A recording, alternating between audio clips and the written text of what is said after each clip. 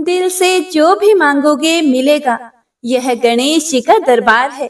देवों के देव वक्रतुंड महाकाय को अपने हर भक्त से प्यार है। हरे कृष्ण। आप सभी भक्तों को संकष्टी चतुर्थी की मंगलमय शुभकामनाएं। गणपति बप्पा आपके जीवन के हर कार्य को निर्विघ्न रूप से पूर्ण करें। आपको आरोग्य, आनंद और आत्मबल प्रदान करें।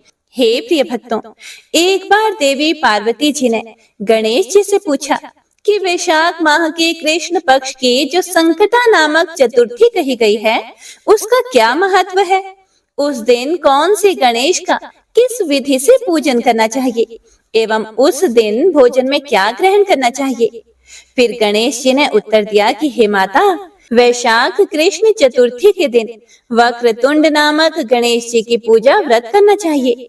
इस दिन भक्त उनसे अपने जीवन की समस्त समस्याओं का निवारण और सुख समृद्धि की कामना करते हैं।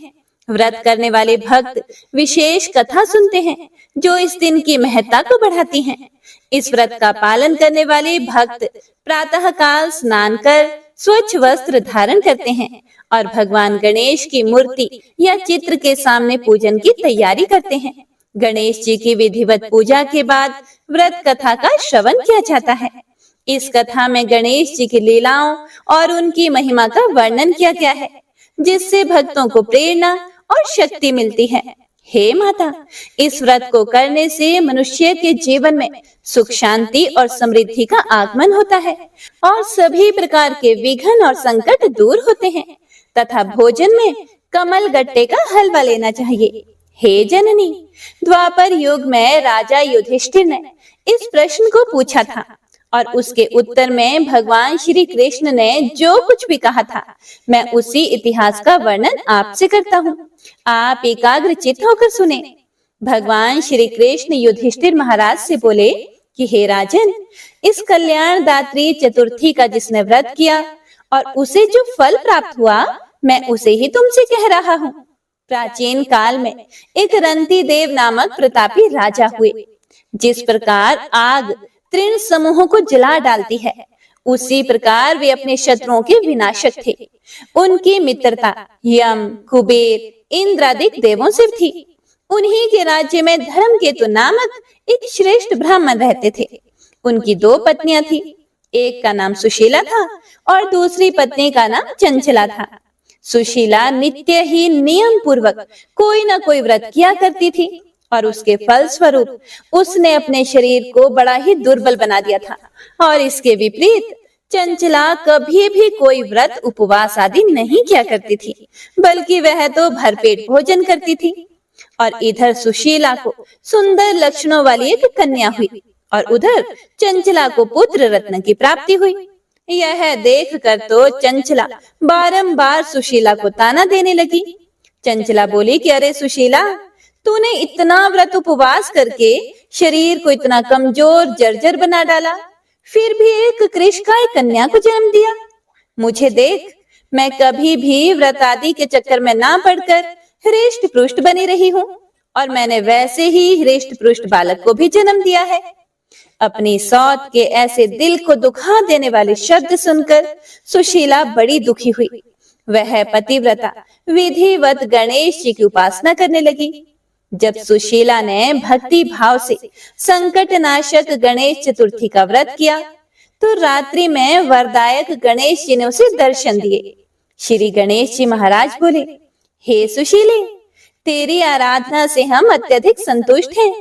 मैं तुम्हें वरदान दे रहा हूँ कि तेरी कन्या के मुख से निरंतर मोती और मूंगा प्रवाहित होते रहेंगे।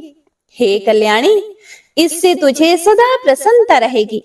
हे सुशीले, तुझे वेद शास्त्र वेत्ता एक पुत्र भी उत्पन्न होगा। इस प्रकार का वरदान देकर गणेश जी वहां से अंतर ध्यान हो गए। वरदान प्राप्ति के फल स्वरूप उस कन्या के मुंह से सदैव मोती और मूंगा झड़ने लगे और कुछ दिनों के बाद सुशीला को एक पुत्र उत्पन्न हुआ और कुछ समय के बाद धर्मकेतु का स्वर्गवास हो गया। उनकी मृत्यु के उपरांत चंचला घर का सारा धन लेकर दूसरे घर में जाकर रहने लगी। परंतु सुशीला पति के घर में ही रहकर अपने बेटे और बेटी का पालन पोषण करने लगी। अपनी कन्या के मुंह से मोती मूंगा गिरने के फलस्वरूप सुशीला के पास बहुत कम समय में ही बहुत सा धन इकट्ठा हो गया। इस कारण चंचला उससे जलने लगी, बड़ी ईर्ष्या करने लगी। हे प्रिय भक्तों, एक दिन उसकी बेटी की हत्या करने के उद्देश्य से चंचला ने सुशीला की कन्या को कुएं में ढकेल दिया। उस कुएं में गणेश जी ने उसकी रक्षा की और वह बालिका सकुशल अपनी माता के पास वापस लौट आई। उस बालिका को जीवित देखकर चंचला का मन उद्विग्न हो उठा। वह सोचने लगी कि जिसकी रक्षा ईश्वर करता है उसे भला कौन मार सकता है। और इधर सुशीला अपनी पुत्री को फिर से प्राप्त करके बड़ी खुश हुई। पुत्री को छाती से लगाकर उसने कहा, श्री गणेश जी ने तुझे पुनः जीवन दान दिया है। अनाथों के नाथ गणेश जी ही हैं। चंचला आकर उसके पैरों में नतमस्तक हुई। उसे देखकर सुशीला के आश्चर्य का ठिकाना नहीं रहा। चंचला हाथ जोड़कर उससे बोली कि हे बहन सुशीले, मैं बहुत ही पापिन और दुष्टा हूँ। आप मेरे अपराधों को क्षमा कीजिए। आप तो बड़ी ही दयावती हैं। आपने दोनों कुलों का उद्धार कर दिया है। जिसका रक्षक देवता होता है उसका भला मानव क्या बिगाड़ सकता है। जो लोग संतों एवं सत्पुरुषों का दोष देखते हैं वे अपनी करनी से स्वयं नाश को प्राप्त होते हैं। इसके बाद चंचला ने भी उस कष्ट निवारक पुण्यदायक संकट नाशक गणेश जी के व्रत को किया। श्री गणेश जी के अनुग्रह से परस्पर उन दोनों में प्रेम भाव स्थापित हो गया। हे प्रिय भक्तों, भगवान श्री कृष्ण धर्मराज से आगे कहने लगे कि जिस पर गणेश जी की कृपा होती है उसके शत्रु भी मित्र बन जाते हैं। सुशीला के द्वारा संकट नाशक गणेश चतुर्थी व्रत किए जाने के कारण ही उसकी सौत चंचला का हृदय परिवर्तन हो गया।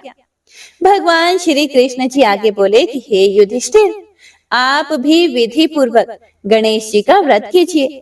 इसके करने से आपके शत्रुओं का नाश होगा तथा अष्ट सिद्धियां और नव निधियां आपके सामने करबद्ध होकर खड़ी रहेंगी। हे धर्मपरायण, हे युधिष्ठिर, आप अपने भाइयों, धर्मपत्नी और माता के सहित इस व्रत को कीजिए। इससे थोड़े समय में ही आप अपने राज्य को प्राप्त कर लेंगे। हे प्रिय भक्तों, तब भगवान श्री गणेश जी के श्री मुख से संकष्टी गणेश चतुर्थी व्रत का महात्म्य सुनकर धर्मराज युधिष्ठिर ने भी परिवार सहित इस व्रत को धारण किया। कथा का अंत करते हुए भगवान श्री गणेश जी आगे कहते हैं कि हे माते, पूर्व काल का पूरा वृतांत मैंने आपको सुना दिया। इस लोक में इससे श्रेष्ठ विघ्न विनाशक कोई दूसरा व्रत नहीं है। हे प्रिय भक्तों, वैशाख संकष्टी गणेश चतुर्थी व्रत न केवल धार्मिक दृष्टिकोण से महत्वपूर्ण है बल्कि यह मानसिक और आध्यात्मिक शांति प्रदान करने का भी साधन है। भगवान गणेश जी की कृपा से जीवन के सभी संकट दूर होते हैं और नई ऊर्जा और सकारात्मकता का संचार होता है। इस व्रत के माध्यम से भक्त भगवान गणेश की महिमा का गुणगान करते हैं और उनके आशीर्वाद से अपने जीवन को सुखमय और समृद्धिशाली बनाने की कामना करते हैं। इसीलिए इस पावन दिवस पर गणेश जी की विधि पूर्वक पूजा और व्रत का पालन करना अत्यंत महत्वपूर्ण और लाभकारी माना जाता है। जो भी भक्त सच्चे मन से इस व्रत का पालन करते हैं उन्हें निश्चित ही भगवान गणेश की कृपा प्राप्त होती है और उनके जीवन में सभी विघ्नों का नाश होता है। हे गणेश जी महाराज, जिस प्रकार आपने सुशीला की मदद की उसी तरह से श्रद्धा पूर्वक कथा सुनने वाले सभी भक्तों की मदद करना, सभी के दुख दर्द और कष्टों को दूर करना, सब पर अपना आशीर्वाद बनाए रखना। कथा अधूरी हो तो पूरी करना, पूरी हो तो मान रखना। तो सभी भक्तजन एक बार प्रेम से बोलिए, विघ्न विनाशक गणेश जी महाराज की जय। बोलिए उमा महेश्वर भगवान की जय। हरे कृष्णा। हे प्रिय भक्तों, तो आइए अब पूरे भक्ति भाव से सुनते हैं चौथ माता की कथा। चौथ माता की कथा को सुने बिना यह व्रत अधूरा माना जाता है। एक सेठ सेठानी थे। उनके एक बेटा और बहू थे। बहू सबको भोजन करा के फिर स्वयं भोजन करती और एक पड़ोसन उसकी ऐसी भी थी जो उससे प्रतिदिन पूछती कि बहू आज क्या बनाया खाया है। बहू कहती कि ठंडो बासी। एक दिन उसके पति ने ऐसा सुनकर विचार किया कि आज तो पकवान बनाए जाएं, फिर देखें कि मेरी पत्नी क्या कहती है। उसने तरह तरह के पकवान बनवाए और घर के सभी लोगों ने एक साथ बैठकर भोजन किया। आज भी पड़ोसन ने पूछा तो बहू ने कहा कि ठंडो बासी। सेठ के लड़के ने सोचा कि हो ना हो कोई बात तो अवश्य है जिससे कि मेरी पत्नी ऐसा कहती है। उसने अपनी पत्नी से पूछा कि तुम रोज ठंडो बासी खाया ऐसा क्यों कहती हो, जबकि हम सब ने एक साथ बैठकर कई तरह के पकवान खाए। उसकी पत्नी बोली कि जो हम खा रहे हैं वह बाप बूढ़ों की कमाई है। जिस दिन आप कमा कर लाओगे उस दिन मैं समझूंगी कि ताजा भोजन कर रहे हैं। यह सुनकर एक दिन लड़के ने अपनी माँ से कहा कि माँ अब मैं बड़े शहर में कमाई करने जा रहा हूँ। फिर उसकी माँ बोली कि बेटा अपने पास इतना धन है कि खाया नहीं घुटेगा। माँ के मना करने पर भी बेटे ने स्वयं कमाने का दृढ़ निश्चय कर लिया और जाते समय अपनी पत्नी से कहा कि मैं जब तक कमाकर बहुत सा धन लेकर ना आ जाऊं तुम चूल्हे की आग मत बुझने देना। एक दिन चूल्हे की आग बुझ गई तो वह मन ही मन घबराने लगी कि कहीं मेरे पति पर संकट तो नहीं आन पड़ा।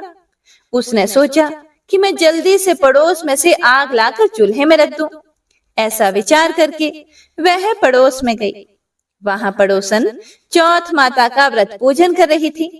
पड़ोसन ने कहा कि थोड़ी देर में आकर ले जाना। बहू ने पड़ोसन से पूछा कि आप यह व्रत क्यों करती हैं, इससे क्या मिलता है। फिर पड़ोसन ने कहा कि चौथ माता के इस व्रत को करने से अन्न लक्ष्मी मिले और अपनी सभी मनोकामनाएं पूर्ण होती हैं। अब बहू भी चौथ माता का व्रत करने लगी। दीवार पर चौथ माता बनाई। उस दिन घी गुड़ का चूरमा बनाकर रात को चंद्रमा को अर्घ देकर भोजन करती। ऐसा करते करते बहुत दिन हो गए। चौथ माता ने उस बहू के पति को सपना दिया कि साहूकार का बेटा तू जागे कि सोवे, तेरी पत्नी बहुत याद कर रही है, घर जाकर उसकी चिंता मिटा। तू दुकान खोलकर कंकु केशर का पगलिया बनाकर बैठ जाना, आज तेरा हिसाब किताब चुकता हो जाएगा। अब तो चौथ माता ने जैसा कहा था वैसा ही हुआ। उसने घर जाने की तैयारी की और गाड़ी भरकर धन दौलत लेकर चल दिया। रास्ते में एक बड़ा सा काला नाग फन फैलाए बैठ गया और उससे कहने लगा कि आज तो मैं तुझे डसूंगा, छोड़ूंगा नहीं। आज तेरी आयु पूरी हो गई है। सेठ के लड़के ने सांप से कहा कि आज चौथ माता ने मुझे सपना दिया तो मैं पत्नी से मिलने के लिए घर जा रहा हूँ। वहां मेरी पत्नी बहुत चिंता कर रही है, मैं उससे मिलकर जरूर आऊंगा, तब तुम मुझे डस लेना। नाग ने कहा तुम शपथ पूर्वक कह कर जाओ तो मैं तुम्हें जाने दूंगा, परंतु लौट कर नहीं आए तो तुम्हारे घर आकर मैं तुम्हें डस लूंगा। इस प्रकार सांप को वचन देकर वह अपने घर पहुंचा। वहां सभी से हंसी खुशी से मिला और भोजन करने के बाद उदास होकर बैठ गया। उसकी पत्नी ने उदास होने का कारण पूछा तो पति ने काले नाग वाली बात बताते हुए कहा कि यदि मैं उसके पास नहीं जाऊंगा तो वह घर आकर ही मुझे डस लेगा। पत्नी बहुत चतुर थी, बड़ी चालाक थी।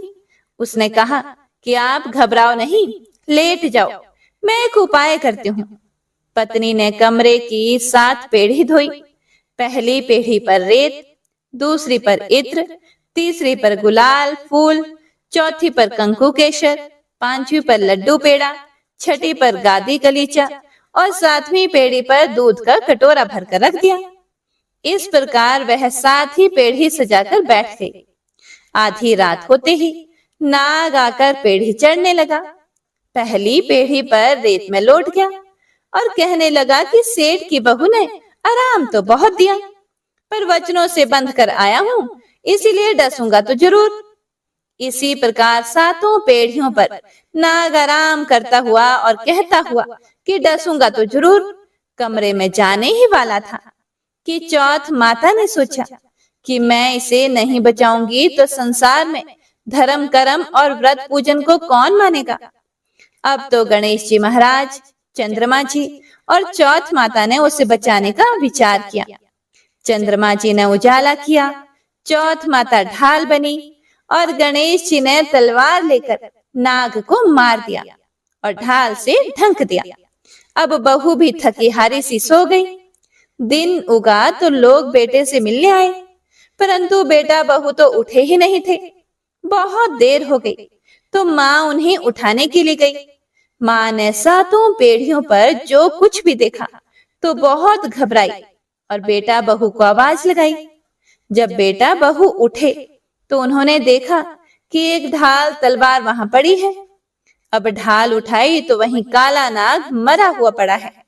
बेटा बहू ने सोचा कि आज तो धर्म कर्म ही आड़े आए, जो भगवान गणेश जी और चौथ माता ने अपनी रक्षा की है। हे चौथ माता, आपने जैसी सेठ के बेटे बहू की रक्षा की, वैसी सबकी करना। कथा सुनने वाले, सुनाने वाले, हुंकारा भरने वाले सभी भक्तजनों की रक्षा करना। तो सभी प्रेम से बोलिए चौथ माता की जय, बोलिए गणपति महाराज की जय। तो आइए अब बड़ी चौथ माता की कथा को सुनते हैं। इस कथा को सुनने से ही व्रत पूर्ण माना जाता है तथा समस्त मनोकामनाएं भी पूर्ण होती हैं। कथा के अनुसार एक गांव में एक गरीब बूढ़ी माई रहती थी। भगवान के आशीर्वाद से उसका एक बेटा भी था। वह अपने बेटे से बहुत ज्यादा प्यार करती थी, इसीलिए अपने बेटे की लंबी उम्र और सलामती के लिए 12 महीने की चौथ माता के व्रत रखती थी। चौथ माता का व्रत सुहागिन महिलाएं अपने पति की लंबी उम्र और अपने बच्चों के अच्छे स्वास्थ्य, सही सलामती के लिए रखती हैं। वह बूढ़ी माई हर चौथ के व्रत में शहर जाकर अपनी सामर्थ्य के अनुसार पंसारी की दुकान से थोड़ा सा घी और गुड़ लाती थी और उसके 4 लड्डू बनाती थी।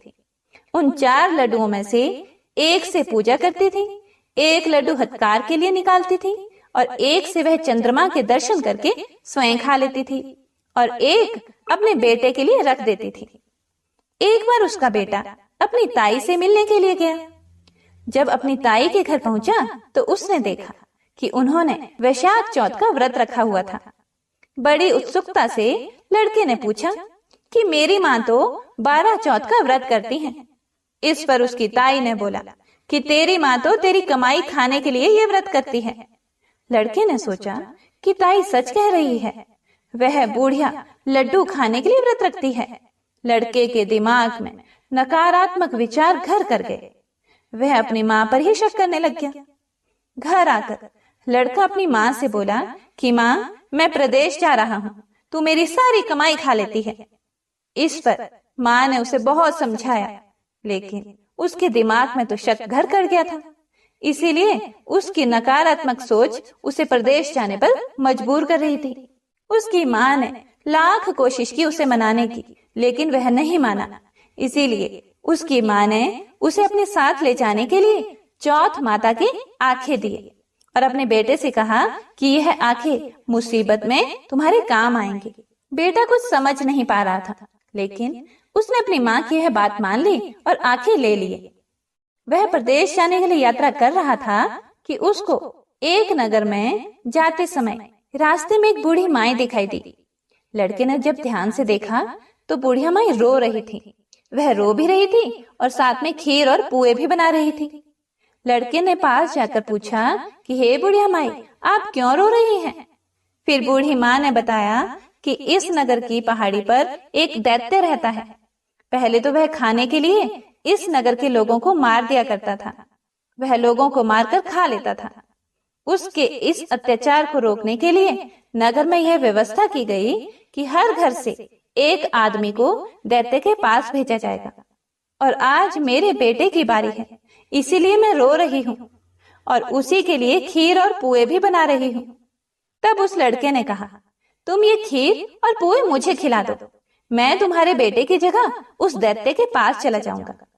बूढ़ी माँ ने लड़के की यह बात मान ली और खीर और पुए लड़के को खाने को दे दिए।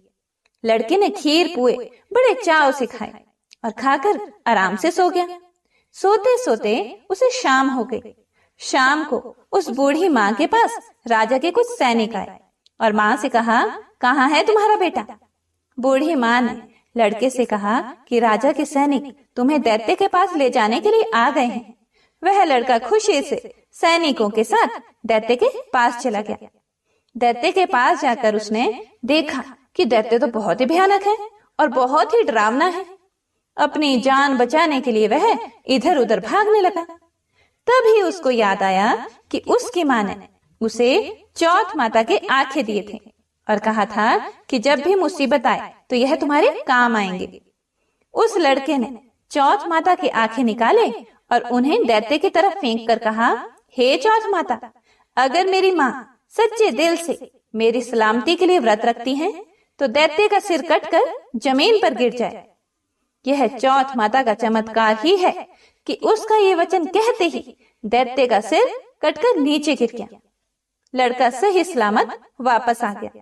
वापस आते देख उसे राजा ने अपने दरबार में बुलाया और बहुत से उपहार देकर उसको रवाना कर दिया। उसके बाद वह लड़का अपने रास्ते पर आगे बढ़ गया।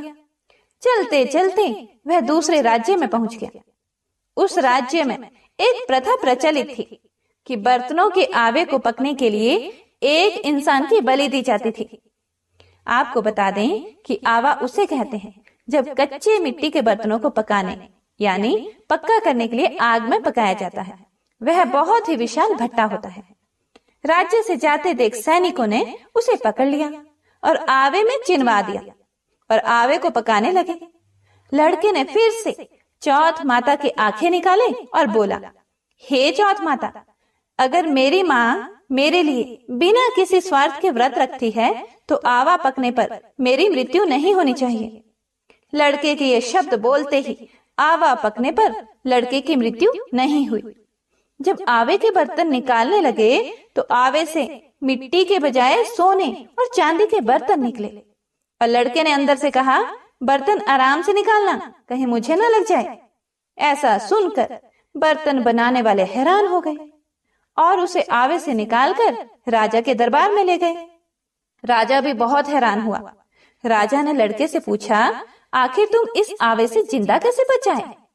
लड़के ने उत्तर दिया कि मेरी माँ मेरे लिए चौथ के 12 महीने व्रत रखती है, इसीलिए चौथ माता की कृपा से मैं इस आवे से सही सलामत वापस निकल आया हूँ। राजा को लड़के की बात पर यकीन नहीं हुआ, इसीलिए राजा अपनी आंखों से चौथ माता का चमत्कार देखना चाहता था। इसीलिए राजा ने चांदी की सुराही मंगवाई और लड़के से कहा कि अगर तुम सच बोल रहे हो तो सुराही की नली से निकल कर दिखाओ। सुराही एक ऐसा बर्तन होता है जो घड़े जैसा होता है। फर्क सिर्फ इतना होता है कि इसका मुंह घड़े के मुकाबले अधिक लंबा और बारीक होता है। उस लड़के ने देखा कि एक भंवरा सुराही के मुंह से बाहर निकल रहा है। लड़के ने चौथ माता का नाम लेकर आंखें निकाले और कहा कि हे चौथ माता, अगर मेरी माँ तुम्हारे 12 महीने के व्रत रखती है तो मैं भंवरा बनकर सुराही के मुंह से बाहर निकल जाऊं। देखते ही देखते राजा की आंखों के सामने वह लड़का भंवरा बन गया और सुराही के मुंह से बाहर निकल आया। राजा ने यह चमत्कार देखा और आश्चर्यचकित हो गया और राजा बहुत खुश हुआ। राजा इतना खुश हुआ कि राजा ने अपनी पुत्री की शादी ही उस लड़के से करवा दी। पूरे नगर में राजा ने प्रचार करवा दिया कि नगर की सारी महिलाएं चौथ माता का व्रत करना शुरू कर दे। लड़के को विदेश में बहुत समय बीत गया था। एक दिन लड़के को अपनी माँ की याद आई कि मेरी माँ तो बिना किसी स्वार्थ के मेरी सही सलामती के लिए व्रत रखती थी, तभी मैं चौथ माता के आशीर्वाद से अभी तक सही सलामत हूँ, जिंदा हूँ। इस कारण लड़के ने राजा से अपने नगर जाने की इच्छा प्रकट की।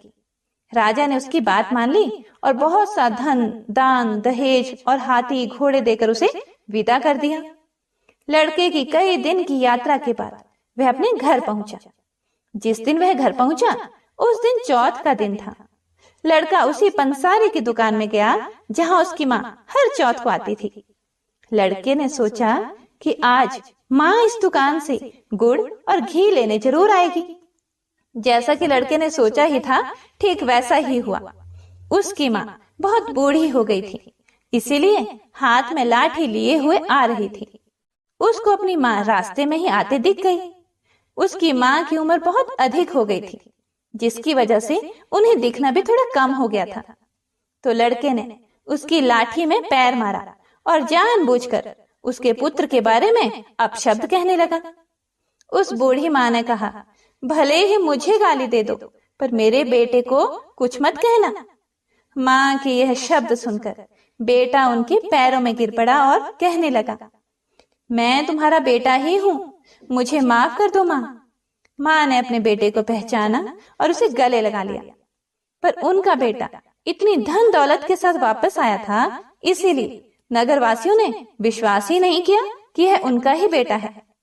बुढ़िया माई ने चौथ माता को याद किया और मन ही मन चौथ माता से कहने लगी कि हे माता, मैंने अगर सच्चे दिल से तुम्हारा व्रत किए हैं तो मेरे स्तनों में दूध आ जाए और दूध की धार सीधे मेरे बेटे के मुंह में गिरे। चौथ माता के चमत्कार से बिल्कुल ऐसा ही हुआ। दूध की धार उनके बेटे के मुंह में गिरने लगी। सभी लोग यह देखकर हक्के बक्के हो गए।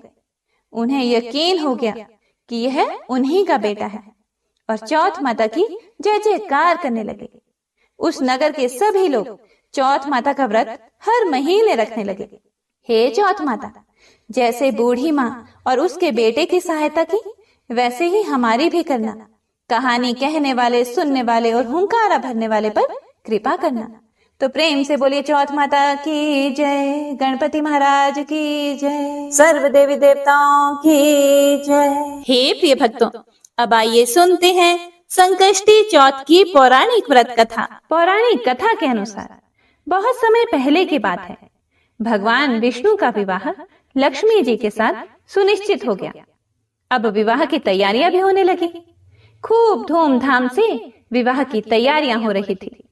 सभी देवताओं को निमंत्रण भेजे गए, लेकिन गणेश जी को निमंत्रण नहीं दिया गया था। कारण जो भी रहा हो, अब भगवान विष्णु की बारात जाने का समय आ गया। सभी देवतागण अपनी पत्नियों के साथ विवाह समारोह में आए। सभी ने देखा कि गणेश जी कहीं दिखाई नहीं दे रहे हैं। तब वे सभी आपस में चर्चा करने लगे कि गणेश जी कहीं दिखाई नहीं दे रहे। क्या गणेश जी को न्योता नहीं भेजा गया, या स्वयं गणेश जी ही किसी कारण नाराज होकर विवाह में नहीं आए होंगे? आपस में वे सभी चर्चा करने लगे। सभी को इस बात पर आश्चर्य होने लगा। किसी को कोई जवाब नहीं मिला, तो तभी सभी ने सोचा कि क्यों ना भगवान विष्णु से ही इसका हम कारण पूछ लें। विष्णु भगवान से पूछने पर विष्णु भगवान ने कहा कि हमने गणेश जी के पिता भोलेनाथ महादेव को न्योता भेजा है। यदि गणेश जी अपने पिता के साथ आना चाहते हैं तो आ जाते, अलग से न्योता देने की आवश्यकता भी नहीं थी। दूसरी बात यह है कि उनको 1.25 मन मूंग, 1.25 मन चावल, 1.25 मन घी और 1.25 मन लड्डू का भोजन दिन भर के लिए चाहिए। यदि गणेश जी नहीं आएंगे तो कोई बात नहीं, दूसरे के घर जाकर इतना सारा खाना पीना अच्छी बात भी नहीं होता। अभी वे सभी यह चर्चा ही कर रहे थे कि किसी ने सुझाव दिया, यदि गणेश जी आ भी जाएं तो उनको द्वारपाल बनाकर बैठा देंगे कि आप घर का ध्यान रखना। आप तो चूहे पर बैठकर धीरे धीरे चलोगे तो बारात से बहुत पीछे रह जाओगे। यह सुझाव सबको पसंद भी आ गया, तो भगवान विष्णु ने अपनी सहमति दे दी। अब नारद भगवान को किसी तरह से गणेश जी को बुलाने के लिए भेजा गया। गणेश भगवान ने जैसे ही निमंत्रण सुना, वे जल्दी जल्दी भगवान विष्णु के विवाह में सम्मिलित होने के लिए आ गए। अब जब समारोह में गणेश जी उपस्थित हो ही गए, तो जैसा कि सभी देवी देवताओं ने मिलकर विचार विमर्श किया था, तो गणेश भगवान को किसी तरह से समझा बुझाकर घर की रखवाली करने के लिए बैठा दिया गया। अब बारात चल दी। सभी देवी देवता बारात के साथ चल दिए। तब नारद जी ने देखा कि गणेश जी तो दरवाजे पर ही बैठे हुए हैं, तो वे गणेश जी के पास गए और उनसे रुकने का कारण पूछने लगे। नारद जी ने पूछा, क्या बात है गणेश जी, आप द्वार पर इस तरह से क्यों बैठे हो? विष्णु जी ने तो आपको अपने विवाह में सम्मिलित होने के लिए बुलाया था। वे आपको अपने साथ बारात में लेकर नहीं गए? कहीं ऐसा तो नहीं वह आपको अपने घर का द्वारपाल बनाकर यहाँ छोड़कर चले गए हो?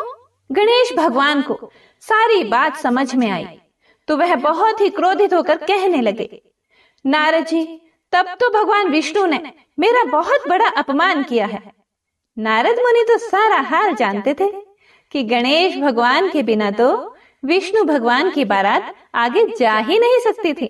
तब नारद जी गणेश भगवान को कहने लगे कि अगर आप अपनी मूषक सेना को आगे भेज दें तो वह रास्ता खोद देंगे, जिससे कि सभी वाहन धरती में धंस जाएंगे। तब तो विष्णु भगवान को आपको सम्मान पूर्वक अपनी बारात में बुलाना ही पड़ेगा। अब भला किस बात की देरी थी? अब तो गणेश जी ने अपनी मूषक सेना को जल्दी से आगे भेज दिया और सेना ने जमीन खोद दी। जब बारात वहां से निकली तो रथों के पहिए धरती में धंस गए। लाख कोशिश करने के बावजूद भी पहिए नहीं निकले। सभी ने अपने अपने उपाय किए, फिर भी पहिए तो निकल नहीं पाए बल्कि टूट गए। अब किसी की समझ में नहीं आ रहा था कि अब क्या किया जाए। तब नारद जी, जो विष्णु भगवान की बारात में पहुंच चुके थे, उन्होंने कहा, आप लोगों ने गणेश जी का अपमान करके अच्छा नहीं किया। यदि उन्हें मनाकर लाया जाए तो आपका कार्य सिद्ध हो सकता है और यह संकट भी टल सकता है। तब शंकर भगवान ने अपने दूत नंदी को भेजा और नंदी ने किसी तरह से समझा बुझाकर गणेश जी को लेकर आए। तब गणेश जी का आदर सम्मान किया गया, उनकी पूजा की गई। तब कहीं जाकर रथ के पहिए निकले। पहिए तो निकल गए, लेकिन वह टूट फूट गए थे, तो उन्हें सुधारता कौन? पास के खेत में खाती मतलब कि किसान काम कर रहा था, तो उसे बुलाया गया। खाती अपना कोई भी कार्य प्रारंभ करने से पहले ओम श्री गणेशाय नमः कहता था, गणेश जी की वंदना करता था। अब जब सभी लोगों ने उससे निवेदन किया तो खाती ओम श्री गणेशाय नमः कहकर मन ही मन गणेश जी की वंदना करने लग गया और देखते ही देखते खाती ने सभी पहियों को ठीक कर दिया। पहियों को ठीक करने के बाद तब खाती कहने लगा, हे देवतागण, आपने सर्वप्रथम गणेश जी को नहीं मनाया होगा और ना उनकी पूजा की होगी, इसीलिए आप सभी के ऊपर यह संकट आया है। हम लोग तो मूर्ख और अज्ञानी हैं, फिर भी हम लोग सबसे पहले गणेश जी की पूजा करते हैं, उनका ध्यान करते हैं। लेकिन आप लोग तो देवतागण हैं, फिर भी आप गणेश जी को कैसे भूल गए? अब आप लोग सबसे पहले गणेश जी का नाम लेकर जाएं, गणेश जी की जय बोलकर जाएं, तो आपके सारे काम बन जाएंगे और कोई भी संकट नहीं आएगा। ऐसा कहते हुए बारात वहां से गणेश भगवान को अपने साथ लेकर चल पड़ी और फिर धूमधाम से विष्णु भगवान का माता लक्ष्मी के साथ विवाह संपन्न हो गया और सभी सकुशल घर लौट आए। हे गणेश जी महाराज, जैसे आपने देवताओं के कार्य को सिद्ध किया, वैसे ही कथा को सुनने वाले, सुनाने वाले और हुंकारा भरने वाले सभी भक्तों के कार्य को सिद्ध करना, सभी की मनोकामनाएं पूर्ण करना। तो प्रेम से बोलिए गणेश भगवान की जय, बोलिए चौथ माता की जय। गणेश भगवान की आरती। जय गणेश जय गणेश जय गणेश देवा, माता जाकी पार्वती पिता महादेवा। एक दंत दयावंत चार भुजाधारी, एक दंत दयावंत चार भुजाधारी, माथे सिंदूर सोहे मूसे की सवारी, माथे सिंदूर सोहे मूसे की सवारी। जय गणेश जय गणेश जय गणेश देवा, माता जाकी पार्वती पिता महादेवा। पान चढ़े फूल चढ़े और चढ़े मेवा, पान चढ़े फूल चढ़े और चढ़े मेवा, लड्डुअन का भोग लगे संत करे सेवा, लड्डुअन का भोग लगे संत करे सेवा। जय गणेश जय गणेश जय गणेश देवा, माता जाकी पार्वती पिता महादेवा। अंधन को आँख देत कोढ़िन को काया, अंधन को आँख देत कोढ़िन को काया, बांझन को पुत्र देत निर्धन को माया, बांझन को पुत्र देत निर्धन को माया। जय गणेश जय गणेश जय गणेश देवा, माता जाकी पार्वती पिता महादेवा। सूर श्याम शरण आए सफल कीजे सेवा, सूर श्याम शरण आए सफल कीजे सेवा, माता जाकी पार्वती पिता महादेवा, माता जाकी पार्वती पिता महादेवा। जय गणेश जय गणेश जय गणेश देवा, माता जाकी पार्वती पिता महादेवा। दीनन की लाज रखो शंभु सुतकारी, दीनन की लाज रखो शंभु सुतकारी, कामना को पूर्ण करो जाऊं बलिहारी, कामना को पूर्ण करो जाऊं बलिहारी। जय गणेश जय गणेश जय गणेश देवा, माता जाकी पार्वती पिता महादेवा, माता जाकी पार्वती पिता महादेवा। प्रेम से बोलिए गणपति महाराज की जय, चौथ माता की जय। तो हे प्रिय भक्तों, कथा को पूरा सुनने के लिए आप सभी भक्तों का दिल से बहुत बहुत धन्यवाद। भगवान श्री गणेश और चौथ माता आप सभी को कथा सुनने का पुण्य फल प्रदान करें और भगवान आपकी सभी मनोकामनाओं को पूर्ण करें।